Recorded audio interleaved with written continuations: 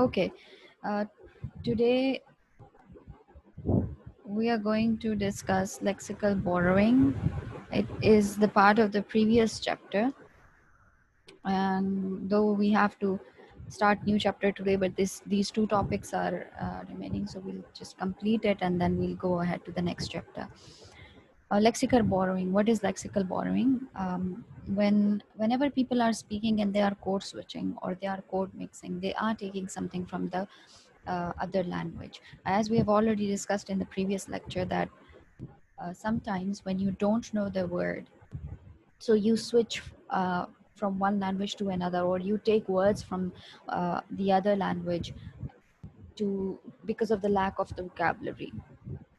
So, for instance, if you're talking or you're speaking in your mother tongue and you don't know the exact word for that, you may take a word and you may take a word from that. This is one of the reasons in which you one of the reasons for which you code switch or code mix.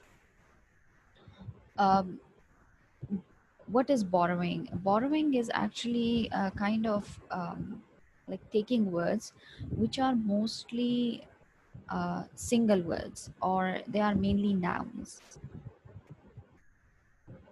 and it is all related with the lexical items, that is with the words. So words with meanings, you normally borrow words with meanings. So mainly nouns are taken as for borrowing. For example, um, computer and all. We may also uh, we may also borrow words from the other language and adapt them in our own language. So for lexical borrowing, we have this kind of a thing, that is, it has to be uh, it has to be incorporated or embedded in your first language, so your mother tongue, and then you borrow a word from the other language to your mother tongue. There's this example that in New Zealand English has borrowed the word mana from Maori, for instance. So there is no exact equivalent to its meaning in English, right? There is no such word as mana uh, in English, but they have borrowed this word from their their first language. There's this kind of, it's not necessary that you always have a word which is borrowed from the other language, and sometimes it happens that you borrow a word from another language but you change it and adapt it according to um, your own language as well. For instance, we say teacher on, we generalize the word, though we borrow the word teacher, though we have exactly the same word in Pashto for that, or in Urdu for that, ustad, right? But we still borrow a word, and that is teacher, and then we change it and adapt it to our own first language, that is teacheran. This feature is called generalization. That is when you generalize the rule of pronunciation or rule of morpheme, like making a inflections, that is making a word with ed form or the past tense, or making a noun plural or singular. By looking at all these rules, and you generalize those rules based on your first language. Okay, so um, the difference between code switching and the difference between code switching and lexical borrowing is that, opposed to borrowing, like we normally, in borrowing, we take only one word. However, in code switching, we are shifting from one grammatical structure, syntax, as well as vocabulary, as well as sounds. So code switching is more advanced in this form as compared to lexical borrowing. Lexical borrowing, just borrowing a word from another language. However, code switching works on different levels, as we have already discussed different types of code switching as well. So it can be one word. Remember the tags that we apply to this the uh, to take from another language, that is for instance na in Urdu, that we do a lot. So it can be based on sounds, it can be based on grammar.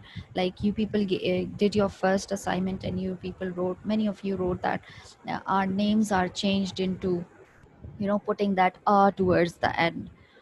So for example, the name of a student is Arif, and so we put Arifa, right? So this change is brought through sounds, right? So code switching is shifting or switching um, on linguistics, on the level of sounds, grammar, and vocabulary, on all these levels. However, lexical borrowing is just borrowing a word. I hope it's clear. Okay, going ahead to the next topic, which is lexical constraints. What is in lexical constraint? We have studied that when we are like when we are code switching, we are not just code switching for just one reason, but there are multiple reasons for which we code switch. And I've given you the assignment, and you have already studied that assignment. You've done that assignment as well, so you'll know there are multiple reasons for which we uh, code switch. Right now, when we are code switching, we have certain linguists say that is there any linguistic constraint on the way we code switch? That is, do we have only certain words where we can incorporate other words from the other language, or from higher to the lower, or from lower to the higher, or from one language to another? Is there some kind of rule that we follow even in code switching?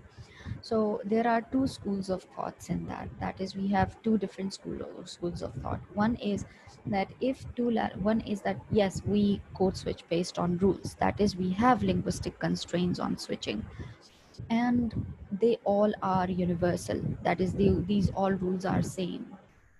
However, some believe that it's not.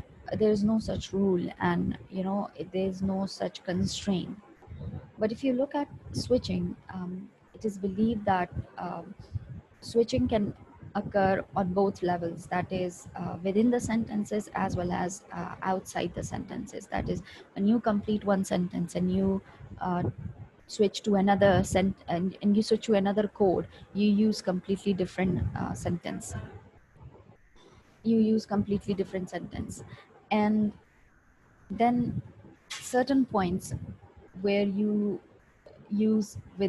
change, or you use, or you switch to another language within one sentence, which we call as intrasentential, right?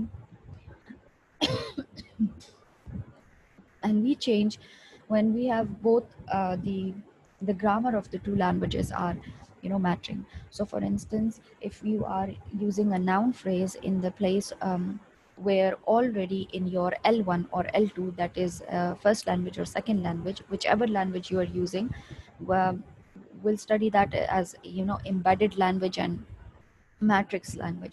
Matrix languages in which you embed the other language.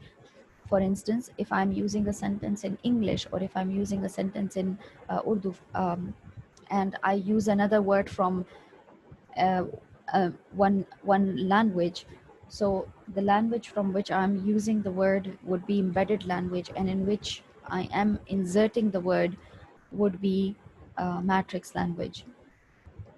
So when we have matrix language, we look at the grammar rules of the matrix language, and then we embed the words in that language. For instance, we can say um, uh, like she is my behan, right? So she is my behan, the whole sentence is in English. However, this one word that is behan is in Urdu.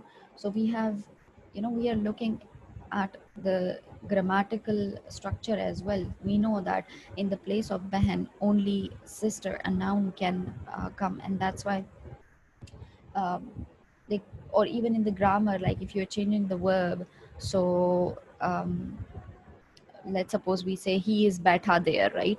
So he is better there is the verb. We know that we can only change the verb into the other verb because we are looking at the grammar and we are looking at the syntax, and that's how we uh, we can go for, intrasentential. This kind of intrasentential is called the equivalent constraint, the equivalence constraint. Equivalence constraint is like you can put adjective in the place of adjective, you can put a noun in the place of a noun, you can put a verb in the place of a verb. I hope it's clear. I've already discussed this matrix language and MLF and the embedded language. So the matrix language frame is that frame in which you are embedding the other language. As I've already given you the example of um, uh, she is my behen. If you look at this sentence, she is my behen. She is my, this is the matrix language frame. So we know that with my behen, this is a noun phrase, my behen, and a noun phrase is made of a determiner and a noun. So my behen over here, my with behen, which is sister, is this behen is embedded language. It's from the embedded language, right? It's from this embedded language, and you embed that word in exactly the same matrix language frame. That is where a noun comes, you have inserted a noun from the embedded language. I hope it is clear. Any questions so far?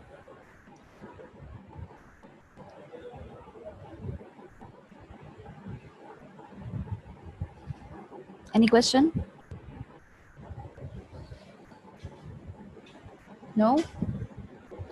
Okay, so as we have already discuss these examples, so it can be, uh, for instance, it can also be within the whole conversation as well. So for example, if we are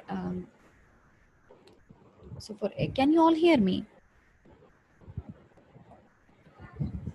Yes, ma'am. Okay, good. Yes, ma'am. Okay. So in whenever as we've already discussed, I've already given you examples, so it can be one sentence and it can be, two sentence in within two sentences as well. So as the very words suggest, these two words that we have equivalence we have intra-sentential switching and we have intersentential switching. So when we have intra-sentential switches only occur within the sentences, right, where the grammar of the both languages match.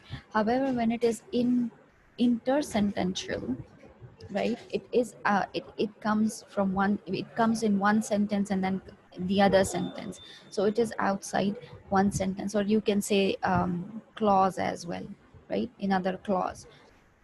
So these are the differences. I hope you're clear about the matrix language as well, and you're clear about the embedded as well. Okay, we have already discussed attitude in detail in the last lecture, so we'll go ahead to the next chapter.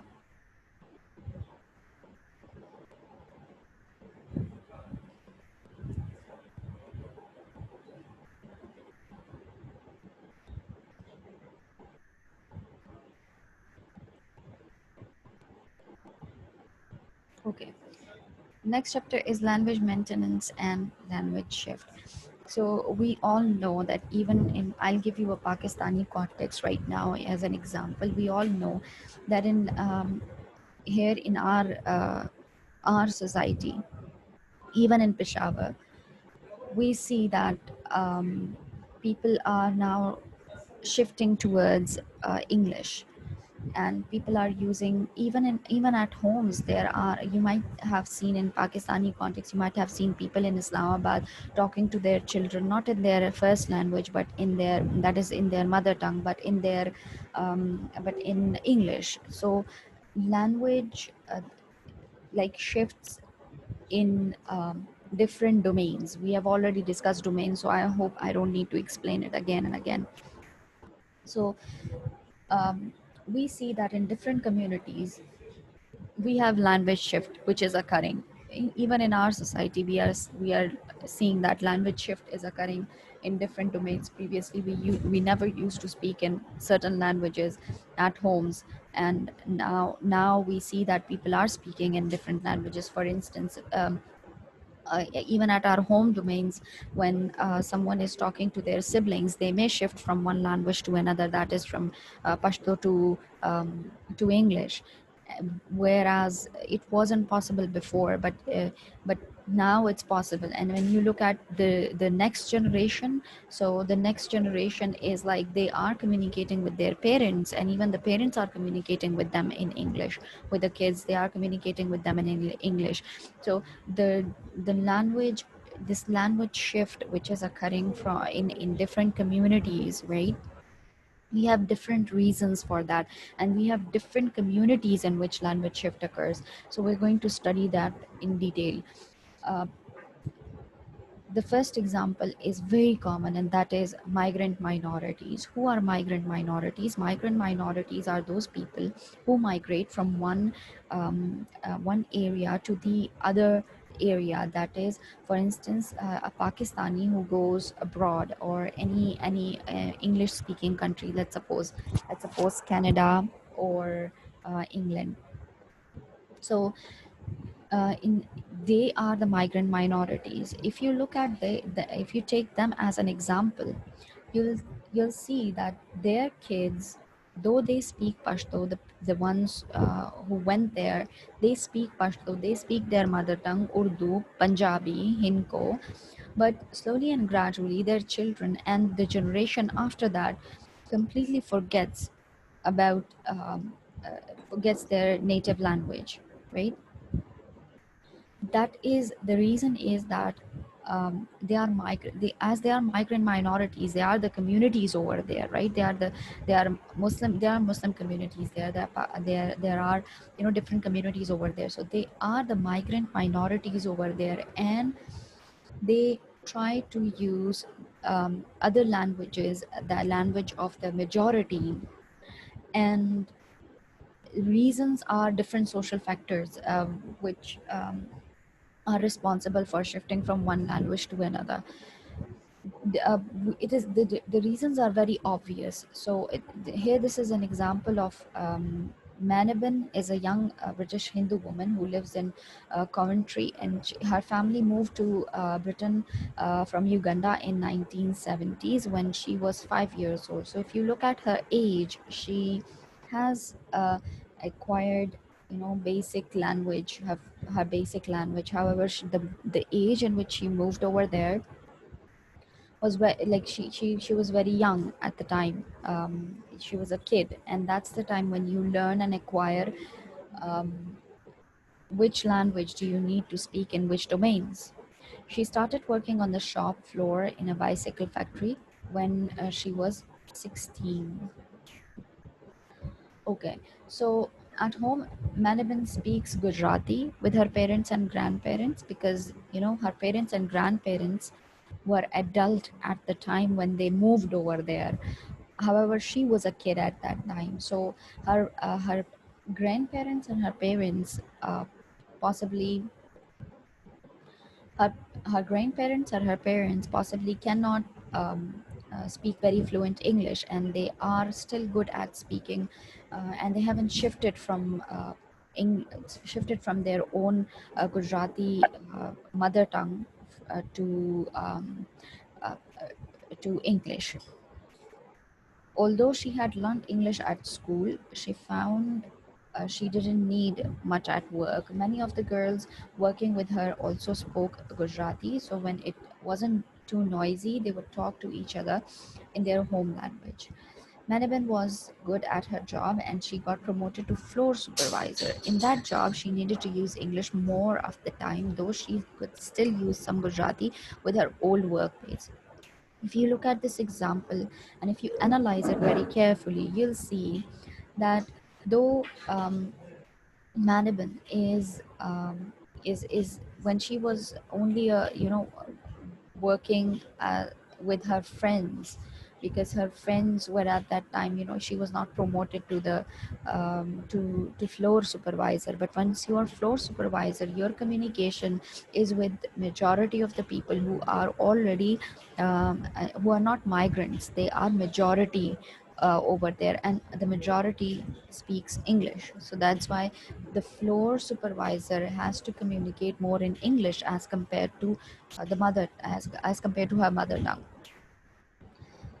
Um, and if you analyze it more carefully, she used to speak Gujarati with some of her old workmates. Old workmates is not like the one workmates who are working with her since very long, but old workmates are the workmates who are elder than her, which means that they when they came here they knew the language, right? So this suggests that um, age is very important factor as well at the time when you migrate to the other countries.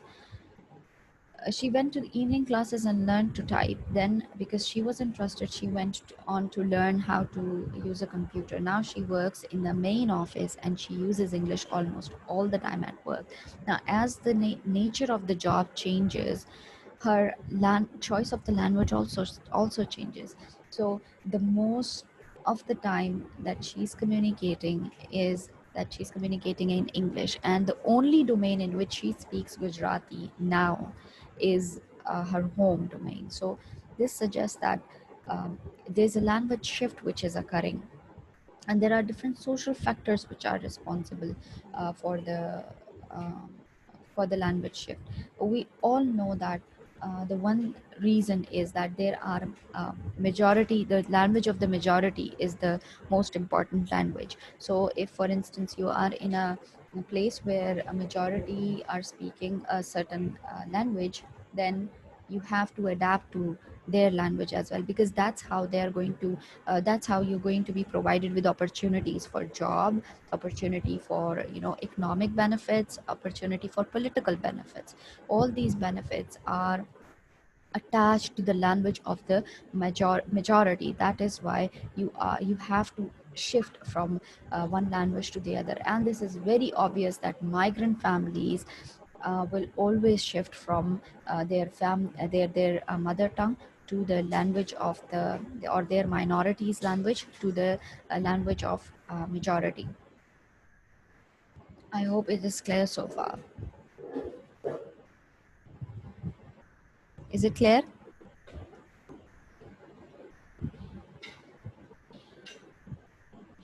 Okay, so the migrant the um, we have this obvious there are studies conducted, and it is very obvious that whenever we have some migrant minorities who are monolingual in their mother tongue, that is they only in their mother tongue is only one, like they have only one language that they speak or communicate, their children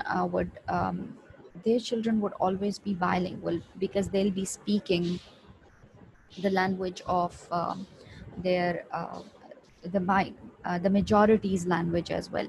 And then we have uh, if you look at the the grandchildren, then they will again come to the monolingual, that is they will forget about the language of their native language, which was their native language actually. So there's this shift from monolingual mother tongue to children being bilingual, and then their grandchildren again being monolingual.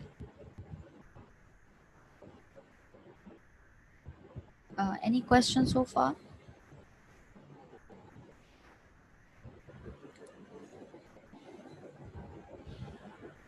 Our No, ma'am. session, okay, our session will end in 7 minutes, this session, and then we'll wait for 3 minutes for it to be converted and saved.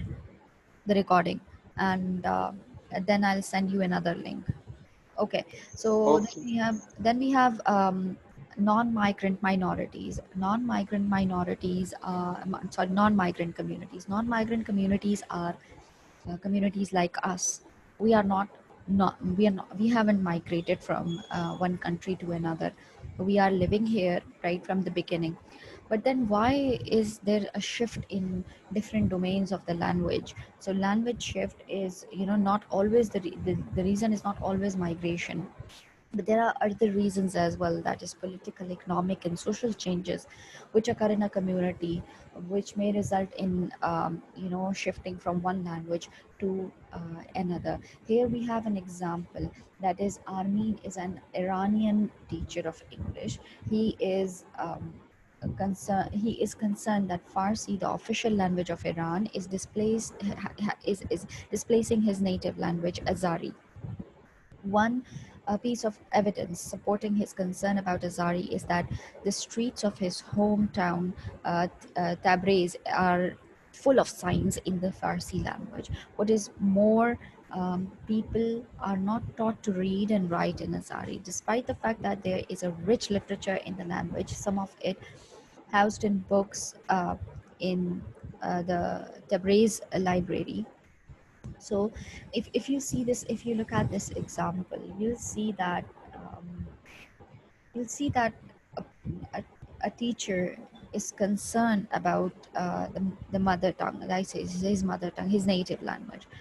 Reason being that in that community, though they have not migrated, but uh, there are there are no more speakers, or they are shifting from one domain to another. Even the sign languages are in other in Farsi.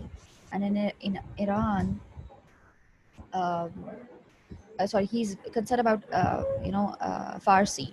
So the the situation over there is because of the political, economic, and social changes which are occurring. Because um, when certain language is not taught at schools, automatically the speakers are not going to feel the importance of that language. Because if a language is spoken in if a language is taught and spoken in schools, that language is considered important. If you look at your own country as an example, you'll see that our provincial government has implemented this Pashto language in schools. And the reason was of to maintain the language maintenance. The reason was language maintenance. Language maintenance is that when a government, or when some people of this community, when they feel that there is language shift occurring from one language to another, and there is this danger of your language being lost, because there will be a certain time that there will be no speaker of that language, because people have started shifting from one language to another. Because of that fear, certain communities or certain authorities, they in order to maintain their language, they implement such rules. And this step of provincial government implementing Pashto books and Pashto language in primary schools, the reason was of language maintenance, so that uh, this shift of the language may not be very rapid. So it's not just that we have only migrant minorities who are shifting from one language to another, but we also have non-migrant communities as well, who are facing this issue because of social, economic, and social changes which are occurring within a community. There's this another example. Before the First World War, the town of Oberwart, known then by the Hungarian name, its name was the part of Hungary, and most of the town people used Hungarian most of the time, right? So we are talking about the past, when in that town of the Oberwart, uh, the um, the people used to speak Hungarian most of the time. However, because the town had been surrounded by German speaking villages for over 400 years, many people also knew some German. At the end of the war, Oberwart became part of Austria and German became the official language. Now, because German became the official language, now there is going to be a slow and gradual shift. Hungarian was banned in schools. This marked the beginning of the period of language shift. So, if you come to this table, you'll see how things are working there in Oberwart, how people are choosing one language over the other, and these are all the factors which would, and different domains that you'll see. So we have the age of the speakers over here, and we have the way they pray. Now, praying is something which is very personal. So when you are praying with someone, when you're praying to God, or the language which is used in the church, what is that language? So the if you look at the age of the speaker, 63, 61, 58, 52, 27, 25, and 22, all these people with different age groups, they all pray in Hungarian. However, if you look at this, that the um, older people, like older generation, like grandparents, older generation, when they are communicating with older generations, how they communicate. So even if a person who is 22 years old and they are communicating with the older generations, they communicate in Hungarian. Even the person who is 63-year-old communicating with their own age fellows, 63 years, they still communicate in Hungarian. So older generation is still speaking and using Hungarian in Oberwood. Three is to the parents. That is, when you're communicating to the parents, what would be your um, language choice? Which language are you going to communicate? So